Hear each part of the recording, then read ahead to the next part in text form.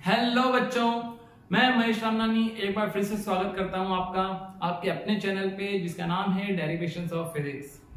हमने स्टार्ट किया था 10th क्लास फिजिक्स का एक चैप्टर जिसका नाम था human I and colourful world. इस सारे चैप्टर में हमने बहुत सारी चीजें पढ़ी।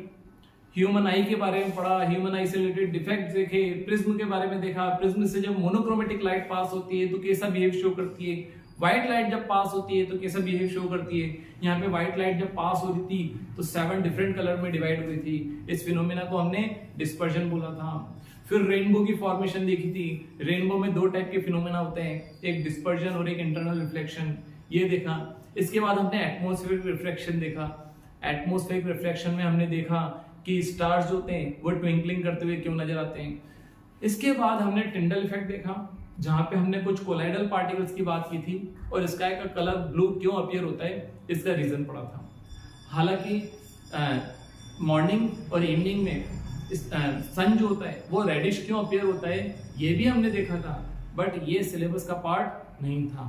रेड कलर वाला सिलेबस का पार्ट नहीं है, बता दिया था बट आप उसको एग्जाम पर्पज से मत प्रिपेयर करना।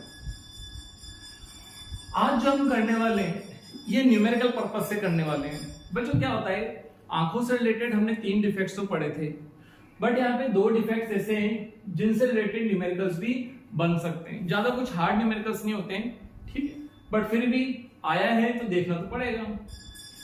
Myopia and hypermetropia. अब बच्चों सबसे पहले तो इन दोनों डिफेक्ट्स के बारे में आपको पता होना चाहिए। शॉर्ट में एक बार बात करते हैं। मायोपिया मैंने आपको हिंट बता रखी है। मायोपिया में माय से स्टार्ट हो रहा है। माय मतलब मेरा, तो मेरी चीजें हमेशा मेरे पास होती है। पास वाला मुझे दिखेगा, दूर वाला नहीं दिखेगा। क्यों नहीं दिखेगा दूर वाला? नॉर्मल आई जो होती है वो इंफिनिटी डिस्टेंस तक देख सकती है। कहां तक देख सकती है? इंफिनिटी डिस्टेंस तक। तो फार पॉइंट हो गया इंफिनिटी।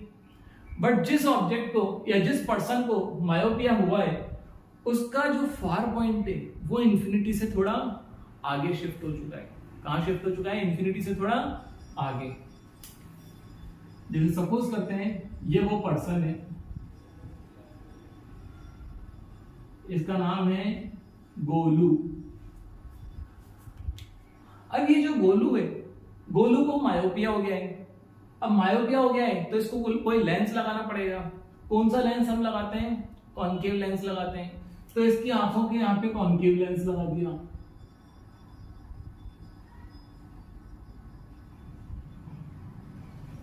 अब कॉन्केव की फोकल लेंथ जो है वो नेगेटिव होती है, ये तो हमको पता है। अब यहां पे हमको u और v कैसे डिसाइड करेंगे? u और v कैसे डिसाइड करेंगे? तो जिस जगह पे ऑब्जेक्ट है, ऑब्जेक्ट एक्चुअल में कहां पे? इंफिनिटी पे, बट इसको दिखाई नहीं दे रहा था बिना लेंस के। हमने इसको लेंस लगाया तो इस लेंस के लिए, इस वाले लेंस के लिए जो इंफिनिटी होगा वो ऑब्जेक्ट की तरह बिहेव करेगा। किसकी तरह बिहेव करेगा? इंफिनिटी की तरह। अब इसका जो फार पॉइंट है वो यहां पे शिफ्ट हो चुका है। इसका मतलब अगर वो ऑब्जेक्ट यहां पे होता तो ये गोलू ना इस ऑब्जेक्ट को ढंग से देख पाता। तो ये कॉन्केव लेंस क्या काम करेगा? गोलू के लिए इस ऑब्जेक्ट की इमेज यहां पे बनाएगा। इस ऑब्जेक्ट की इमेज यहां पे बनाएगा। कौन बनाएगा? ये कॉन्केव लेंस। ठीक है भाई,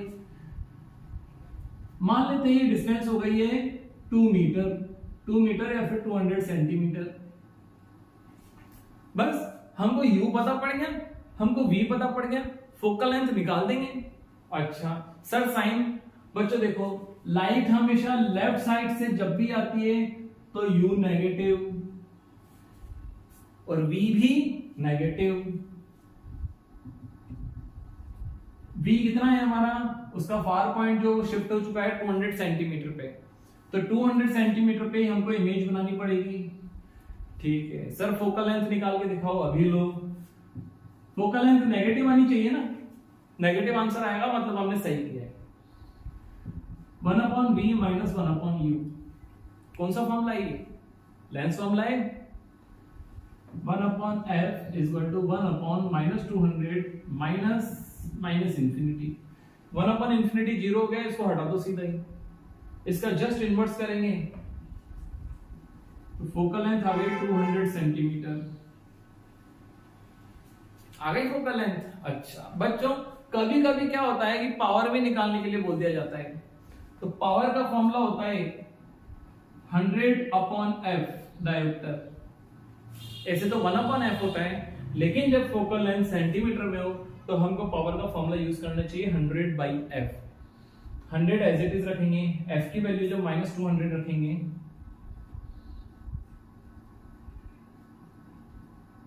तो ये हो गया -0.5।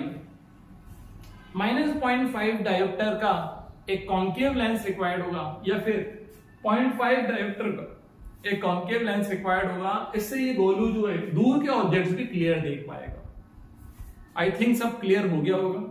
फिर भी अगर नहीं समझ में आए तो जो अभी तक मैंने बोला है इसको एक बार रिपीट करो, फिर नहीं समझ में आए फिर एक बार रिपीट करो। अरे साला 5 बार में तो समझ में आएगा, 6 बारी में आएगा, 7 बारी में आएगा, बट बच्चों एक बार अगर समझ में आ गया ना तो मायोपिया से रिलेटेड फिर कभी कोई न्यूमेरिकल कितना ही हार्ड आ जाए वो दिक्कत नहीं देगा। ठीक, हाइपरमेट्रोपिया की बात करते हैं। हाइपरमेट्रोपिया में क्या होता है, पास की चीजें ढंग से नहीं दिखती, दूर की तो दिख जाती हैं। मतलब इस बार जो नियर पॉइंट है जो 25 सेंटीमीटर ये हम रीड कर पा रहे थे, ये 25 सेंटीमीटर अब हम रीड नहीं कर पा रहे। क्यों? क्योंकि हमारा जो नियर पॉइंट है यहाँ पे शिफ्ट हो चुका है। तो यहाँ पे अगर ऑब्जेक्ट होगा तो हम देख पाएंगे, इसके पास होगा तो हम ढंग से नहीं देख पाएंगे, हेडेक होगा या फिर धुंधला नजर आएगा। ये गोलू का भाई है मोलू,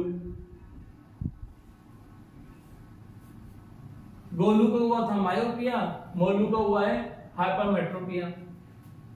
अब ऑब्जेक्ट है यहां पे 25 सेंटीमीटर पे, बट ये मोलू को 25 सेंटीमीटर पे ऑब्जेक्ट दिखेगा ही नहीं ढंग से। तो यहां पे हम क्या यूज करेंगे, एक कॉन्वेक्स लेंस यूज करेंगे। सर आपको कैसे पता पड़ा कॉन्वेक्स लेंस? अरे मैंने हाइपरमेट्रोपिया पढ़ रखा है, यहाँ पे डिफेक्ट्स पूरे ढंग से क्लियर कर रखे हैं इसलिए पता है। चलो फिर भी आपको अगर नहीं पता है तो यहाँ पे फोकल लेंथ पॉजिटिव अगर आएगी तब तो मानोगे कि कॉन्वेक्स लेंस लगता है। ठीक है, अब ये ऑब्जेक्ट है, हमको यहाँ पे कोई एक लेंस लगाना पड़ेगा। कौन सा अभी नहीं पता। कि ये लेंस क्या काम करे, इसकी इमेज थोड़ा पीछे बना दे जहां तक मोलू देख सकता है, या फिर ये बोले कि मोलू का नियर पॉइंट जहां शिफ्ट हो चुका है, मान लेते हैं कि नियर पॉइंट शिफ्ट हो चुका है 100 सेंटीमीटर पे, जहां पे ऑब्जेक्ट पड़ा है ये तो यू का काम करेगा, पर इस ऑब्जेक्ट की इमेज कहां बनानी पड़ेगी, इधर। अब बच्चों बताओ यू नेगेटिव होना चाहिए कि पॉजिटिव?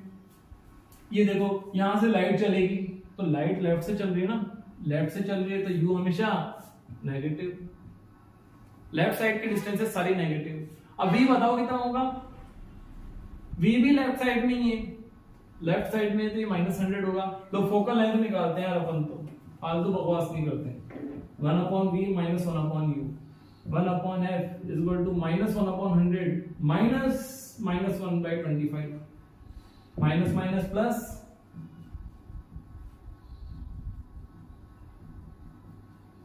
एलसीएम लें, 100 एलसीएम आ गया, इधर हो गया -1 इधर हो गया +4, तो 1/f की वैल्यू आ गई 100 बाई, या f की वैल्यू आ गई, इनवर्स कर देते हैं 100/3 सेंटीमीटर। फोकल लेंथ पॉजिटिव आई है कि नेगेटिव आई है? पॉजिटिव आई है ना, तो पॉजिटिव फोकल लेंथ है तो बोलना बच्चे कॉन्वेक्स लेंस चाहिए। कौन सा लेंस चाहिए? Convex lens. इस टाइप से हम फोकल लेंथ को कैलकुलेट करके, अब डॉक्टर भी तो यही काम करता है, डॉक्टर यही देखता है कि बताओ बेटा वाला दिख रहा है नहीं दिख रहा है, अलग अलग टाइप के लेंस डाल के देखता है। ठीक है, अब उसकी सारी डिस्टेंस कैलकुलेटेड होती है पहले से ही, डॉक्टर के यहाँ जितनी भी डिस्टेंस होती है वो पहले से ही क्या होती है, कैलकुलेटेड, और डॉक्टर को पता है। उस हिसाब से वो लेंस लिख के दे देता है कि भाई इसको इतनी इतनी पावर का क्या चाहिए, लेंस चाहिए। फोकल लेंथ कैलकुलेट कर सकते हैं। अगर फोकल लेंथ आ गई तो पावर कैलकुलेट करना कोई बड़ी बात नहीं है। 100/f dioptre. बच्चों 100 क्यों ले रहा हूं? क्योंकि फोकल लेंथ सेंटीमीटर में, अगर फोकल लेंथ मीटर में होती तो मैं यहाँ पे 1/f लेता। ठीक है, पावर से रिलेटेड टॉपिक में आप देख लेना, इसको अपलोड कर रखा है भाई। 100 डिवाइड 100/3 रेसिप्रोकल हो जाएगा। 100 इंटू 3/100 डायोप्टर, तो 3 डायोप्टर पावर का एक कॉन्वेक्स लेंस चाहिए होगा। इस टाइप से मायोपिया और हाइपरमेट्रोपिया में कौन सी पावर रिक्वायर्ड होगी या कौन सी पावर का लेंस रिक्वायर्ड होगा ये आप पता कर सकते हो। कॉन्वेक्स लेंस चाहिए, कॉन्केव लेंस चाहिए, वो भी पता लगा सकते हो। फोकल लेंथ कितनी होनी चाहिए वो भी पता लगा सकते हो। ठीक है, अब इस चैप्टर में अगर कोई डाउट आता है तो बच्चों डाउट तो आएगा, अब वो डाउट कहाँ पे कैसे बताओगे, तो इस डाउट के लिए कमेंट सेक्शन में लिखो। आपके इस चैप्टर में जो भी डाउट्स हैं मैं सारे सॉल्व करने की कोशिश करूंगा, या तो वीडियो बना के या फिर कमेंट में। ठीक है, मिलते हैं आपसे किसी नेक्स्ट टॉपिक में, या तो मैथ्स या फिजिक्स या केमिस्ट्री। तब तक के लिए see you, thank you, good bye.